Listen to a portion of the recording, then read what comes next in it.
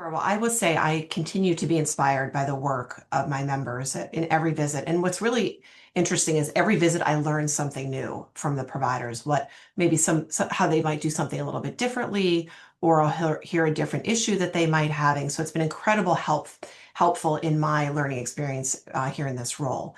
But what I love most about these visits is speaking with the individuals and the family members and the staff directly. So just a few weeks ago, I was visiting a provider where I had the opportunity to sit with a woman whose brother has been with a provider for over 40 years. And she talked about how when she finally found this place for him, it was just a game changer for his life and for her own, and how that the staff had become certainly his family, but they've also become an extension of her family. She goes and visits her brother all the time. They live just about 10 minutes away.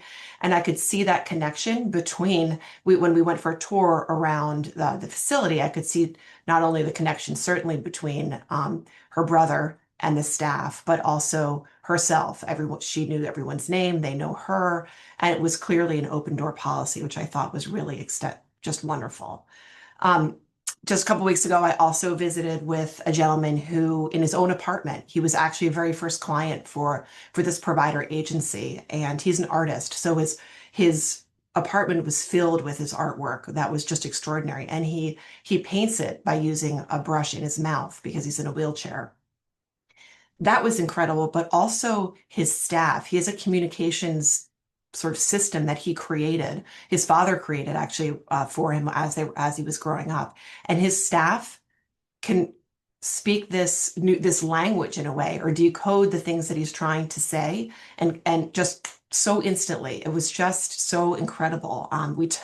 We talked about politics. It was actually right before the election, so we talked about the election. He told me who he was voting for, and also said who I should vote for, which was pretty hilarious. But just being there in his space and seeing his home, I just loved being there. I loved that afternoon. It really felt like I was playing hooky from work, being in his apartment. I've had the privilege this fall to go to Harvest Fest and Friendsgivings and staff appreciation lunches, all of which where I've had the opportunity to really sit down and speak with the individuals and their staff and hear what they have to say and some of the issues that they have.